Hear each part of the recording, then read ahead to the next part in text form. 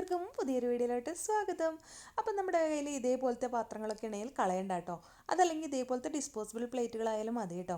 നമ്മൾ ഫുഡൊക്കെ മേടിക്കുമ്പോൾ കിട്ടുന്ന ഇതേപോലത്തെ പ്ലേറ്റുകളൊക്കെ എടുക്കുക.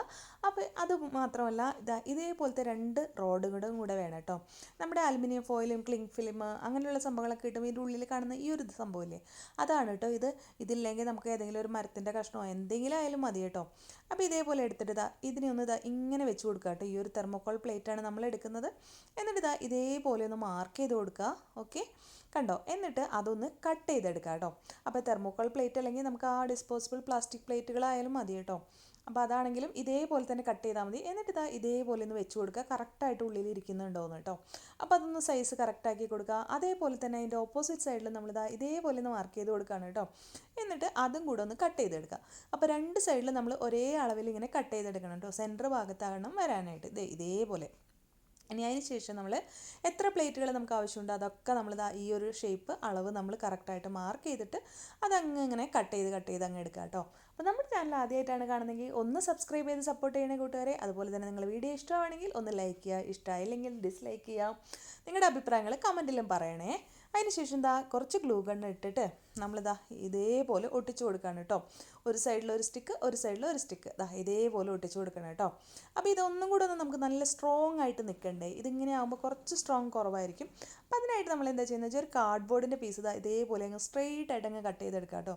നമ്മുടെ ആ തെർമോക്കോൾ പ്ലേറ്റില്ലേ അതിനേക്കാളും കുറച്ചും കൂടെ വീതിയിൽ നീളത്തിൽ വേണം കേട്ടോ. വീതി അധികം ഇല്ലെങ്കിലും നീളം വേണം കേട്ടോ.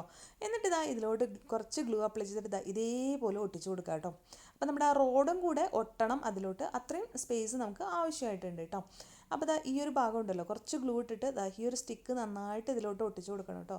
എന്നാലാണ് അത് നല്ല സ്ട്രോങ് ആയിട്ട് കുഴപ്പമൊന്നും ഇല്ലാതെ ഇങ്ങനെ നിൽക്കുള്ളൂ കേട്ടോ. കണ്ടോ, തെർമോക്കോൾ പ്ലേറ്റിൻ്റെ പുറത്തോട്ട് നിൽക്കുന്ന വിധത്തിലാണ് നമ്മൾ ആ ഒരു കാർഡ്ബോർഡ് പീസ് എടുത്തിട്ടുള്ളത് കേട്ടോ.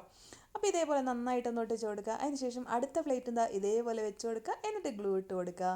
പിന്നെ വീണ്ടും നമ്മൾ അപ്പോൾ ഇത് നന്നായിട്ട് നമ്മളിത് കറക്റ്റാക്കിയൊക്കെ വെച്ച് കൊടുക്കണം. എവിടെയാണ് വേണ്ടതെന്നൊക്കെ ഉറപ്പിച്ച് നോക്കിയതിന് ശേഷം ഗ്ലൂ ഇട്ട് കൊടുക്കുകയാണ് ചെയ്യേണ്ടത് കേട്ടോ.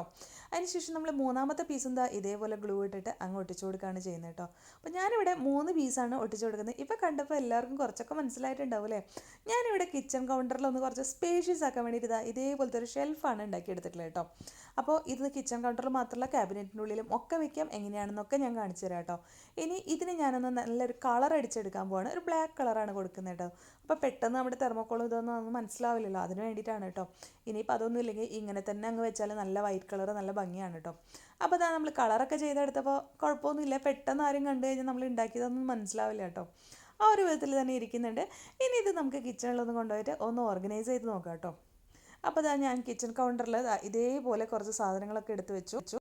അപ്പോൾ നമ്മുടെ കൗണ്ടർ ടോപ്പിൻ്റെ ഹൈറ്റ് അനുസരിച്ചിട്ട് വെക്കുക കേട്ടോ.